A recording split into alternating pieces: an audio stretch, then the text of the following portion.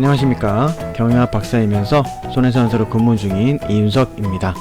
자, 오늘은 요추 압박골절로 후유장애가 발생해서 후유장애 보험금을 수령한 의뢰인분의 사례를 소개해드리도록 하겠습니다. 물론 며칠 전에 끝났던 그런 사례였고요. 먼저 요추 압박골절에서 요추는 척추뼈 중에 하나죠. 엉치뼈에서 약 한 뼘 정도의 구간을 의미하는데요. 사람의 이 경추, 흉추, 요추, 척추 중에서 요추는 가장 많은 운동 범위를 차지하고 있는 부분이기도 하고, 요추뼈 하나하나가 흉추나 경추에 비해서 뼈 자체가 큽니다. 크기 때문에 큰 만큼 중요하고, 반대로 표현하면 충격을 받았을 때 뼈 단위가 크기 때문에 그만큼 충격을 잘 받게 된다. 이렇게 이해를 하시면 될 것 같아요. 이번의 사례는 개인보험 약관상 척추에 후유장애를 청구했던 그런 사례였고요. 개인보험 같은 경우에는 먼저 가입연도를 확인해 보셔야 되는데 2018년 4월달을 기준으로 이후의 기형 측정 방법과 이전의 기형 측정 방법이 좀 다릅니다. 이분이 사고가 어떻게 나셨는지 한번 보시면 이분은 버스 승객으로 탑승 중에 넘어지는 사고를 당했습니다. 그 과정에서 요추 1번 압박골절이 발생했고요. 버스 급정거로 사고가 발생한 경우에는 버스 운전사의 과실에 따라서 손해배상을 청구할 수도 있는데, 이와 별도로 가입한 보험이 있다면 그 보험에서 후유장애도 별도로 중복 청구가 가능합니다. 버스 운전사를 상대로 하는 손해배상금은 친동생분이 직접 알아본다고 하셔서 저는 그냥 개인보험만 진행했던 그런 사례였습니다. 먼저 이분의 보험 가입 연도를 확인해 보니까 2018년 4월 이전과 이후가 있다는 사실을 확인할 수 있었습니다. 그렇다면 2018년 4월 이전 기준은 어떻게 되어 있느냐? 이전은 그냥 경도의 기형 또는 15도 이상의 전만이라든가 후만증이 있으면 지급률 30%가 인정됐습니다. 경도의 기형이면 지급률이 15% 이렇게 인정이 됐죠. 모두 영구장애를 기준으로 하는 거고요. 그 다음에 이후 거는 똑같아요. 2018년 4월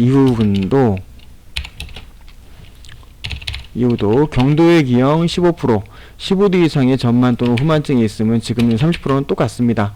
근데 뭐가 차이가 있느냐? 이 기형을 측정하는 방식이 차이가 있습니다. 기형이 15도 이상의 전만 또는 후만증이라고 말씀을 드렸잖아요. 15도 미만이면 15%.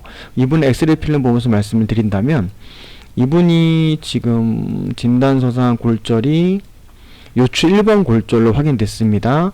그럼 요추 1번은 5번, 4번, 3번, 2번, 1번 여기를 의미하는 거고요.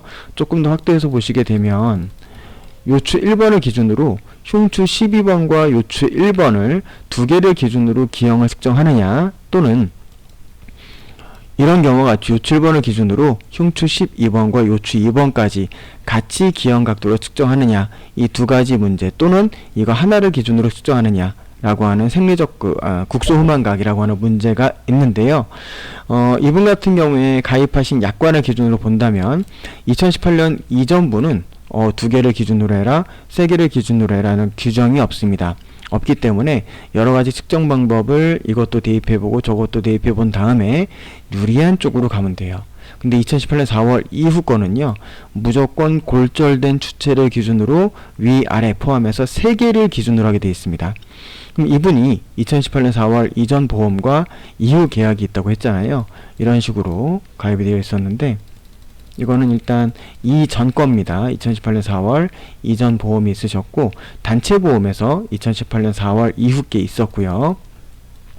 그럼 상해사고로 대중교통 이용 중 사고로 이분이 버스 사고가 발생했기 때문에 모두 가입 금액을 합치게 되면 2억을 기준으로 장애 지급률에 따라서 보험금이 지급되죠. 2억 기준으로 15%면 3천만원, 그 다음에 30%면 6천만원 이렇게 보상이 됩니다. 근데 이 보험은 2018년 4월 이전이었습니다. 그렇기 때문에 후유장애 진단서를 받을 때 기형 각도로 측정해 보니까 이렇게 두 개를 기준으로 했을 때는 17도가 확인이 됐고요. 똑같은 기준에서 3개를 기준으로 보니까 5.7도, 굉장히 차이가 많이 나죠. 그래서 후유장애 진단서는 어떻게 받았느냐, 이렇게 각각 받았습니다. 요치 1번 급성골절로 인해서 압박률은 몇 프로 되어 있는데 개인보험에서 압박률은 중요하지 않고요. 기형 각도에서 흉추 12, 요치 1번 후만각은 17도, 즉 두 개로 했을 때는 17도, 2018년 4월 이후 기준인 3개를 기준으로 했을 때는 약 6도가 측정이 된다. 신약관상 30%, 2018년 개정 최신약관상 지급률 30% 적어놨지만 오타죠. 15%인데 30%로 잘못 적어주신 거고요. 그렇게 이제 진단이 돼서 나갔습니다. 그러면 2018년 4월 이후 보험은 어떻게 할 수가 없어요. 영구장애라는 것만 확인되면 3개를 기준으로 해서 이 각도가 나갔고 여기에 맞춰가지고 보험금 받았지만 2018년 4월 이전 거는 말이 많았죠. 가입 금액이 2억이었잖아요. 아까 보시면 지급률이 15%면 3천, 그 다음에 지급률이 30%면 6천입니다. 금액이 3천만원 차이 납니다. 보험회사에서 대충해서 줄리는 만무하죠. 당연히 2018년 4월 이후 약관에서 측정하는 방법이 3개로 명확하게 됐으니까 이 내용은 거꾸로 생각한다면 그 이전 약관도 3개로 측정하는 게 맞다. 그리고 심지어 현재 보건복지부에서 내리고 있는 장애인 등급, 예전에 6급, 5급, 4급이라고 하는 지금은 경증장애, 중증장애라고 하는 장애 등급도 3개를 기준으로 측정하도록 되어 있으니 이전 약관이라 할지라도 3개를 기준으로 보는 게 맞다라는 보험회사의 주장이 있었지만 약관은 어디까지나 보험회사와 개인 간의 약속이고 약관에 있는 내용이 부실하다면 그 부실한 것으로 인한 책임은 보험회사가 지는 게 맞겠죠. 이게 바로 약관규제법에 있는 작성자 불이익의 원칙 해석에도 부합할 것입니다. 그래서 이렇게 주장을 했고 결국 분쟁이 좀 있긴 했지만 조정했어요. 결국은 조정을 한 게 보통 이제 저희가 30% 청구했고 보험사에서 15%를 얘기했으니까 조정해가지고 23% 정도에서 조정이 됐습니다. 왜 조정이 됐느냐?